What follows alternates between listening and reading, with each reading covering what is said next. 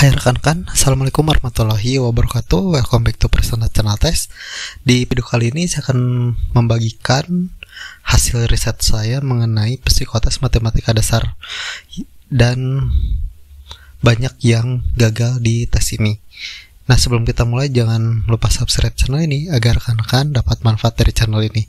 Oke, langsung saja kita ke pembahasan. Jadi,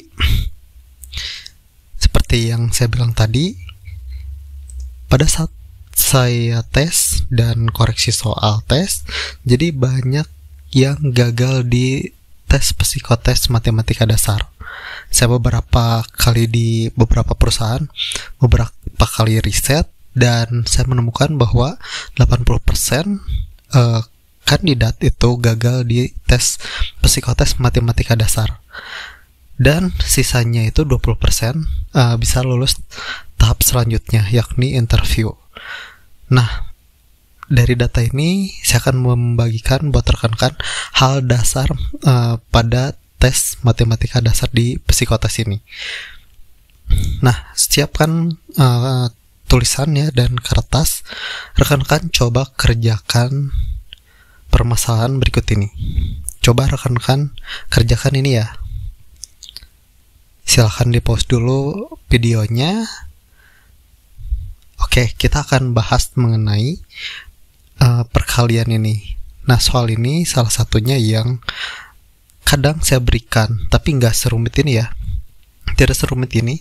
Hal yang simpel, cuman 10 kali 2, kemudian 6 kali 2 dibagi, kemudian dijumlah, kemudian dikurang. Tapi tetap saja banyak yang gagal dalam konsep dasarnya. Jadi salah di konsep dasarnya.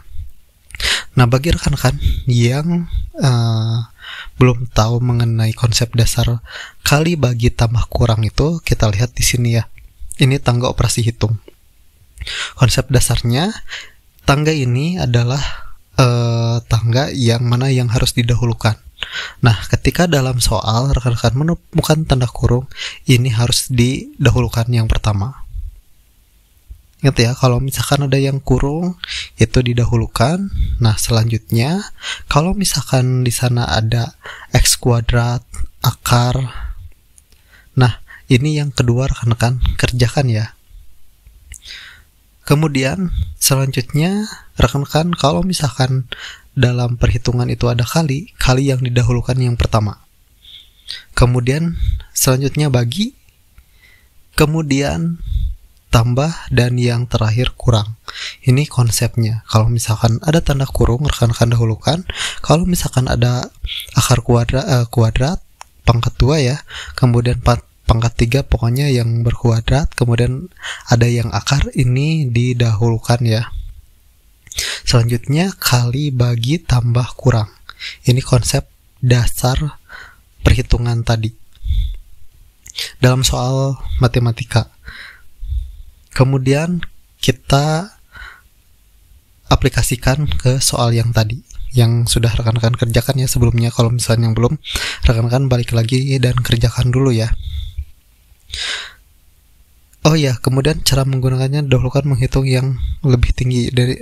Jadi ini instruksinya yang tadi saya jelaskan ya. Oke, kita lihat di sini aturannya, hitungan yang lebih tinggi kedudukannya yang tadi saya jelaskan, mulai dari sebelah kiri juga ya. Nah, kalau misalkan hitungannya sama, misalkan plus itu didahulukan dari yang kiri dulu ya penjumlahannya. Seperti itu. Oke, kita bahas ke soal yang tadi ya. Saya sudah berikan ini, sudah dikotret. Kita lihat mana yang didahulukan, yakni tanda kurung dulu ya. Nih, kita dahulukan. Ini yang pertama, hasilnya ini ya.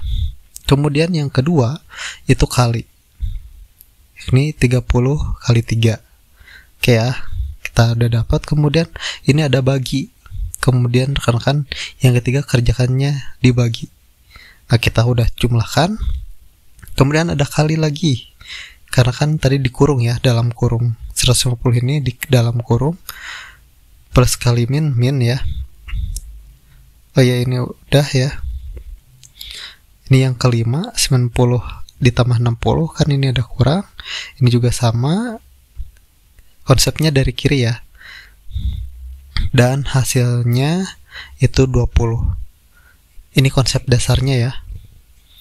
Kemudian yang kedua, kita lihat di sini. Ini ada pangkat 2. Ini didahulukan. Setelah itu di konsep yang kiri ini yang kedua dikerjakan. Ini kemudian yang keempat ini rekan-rekan bisa pelajari lagi ini ya konsepnya. Hasilnya itu 416. Lanjut. Nah ini ada kuadrat di dalam kurung, kemudian dikuadratkan. Ini dikerjakan dulu. Kemudian konsepnya dari kiri dulu ya. Kalau misalnya ada bagi kali tambah kurang di kiri dulu, konsepnya di kiri dulu. Ini yang kelima, ini yang keenam. Ini ada kali-kali ya. Ini ditambah. Rekan-rekan bisa pelajari lagi ini ya. Ini konsep dasarnya, ini yang saya jelaskan konsep dasarnya, cara penjumlahan. Tapi dalam tes psikotes itu tidak serumit ini. Ini jadi lebih simpel. Untuk tes psikotes tiap perusahaan tuh biasanya lebih simpel. Jadi nggak seperti ini yang banyak angkanya. Dan rekan-rekan juga kalau misalkan sudah tahu konsepnya, nanti juga akan bisa mengerjakan lebih cepat. Oke, kita akan masuk ke latihan ya. Coba rekan-rekan latihan kerjakan soal-soal ini ya. Soal-soal ini jangan dulu pengen cepat, tapi harus tepat dulu. Nanti cepat menyusul. Jadi jangan terburu-buru, rekan-rekan pelajari konsepnya. Kalau misalnya sudah paham konsepnya, rekan-rekan bisa ditingkatkan kecepatan pengerjaannya. Seperti itu ya. Oke, jawabannya coba di komen di kolom komentar ya. Seperti itu. Oke, untuk pembahasan kali ini cukup sekian. Mudah-mudahan dimengerti. Mohon maaf, saya bukan guru, saya seorang HR. Jadi kalau misalnya untuk urusan matematika, saya sedikit kesulitan untuk menjelaskan ya. Oke, sekian dari saya. Mudah-mudahan bermanfaat. Wassalamualaikum warahmatullahi wabarakatuh.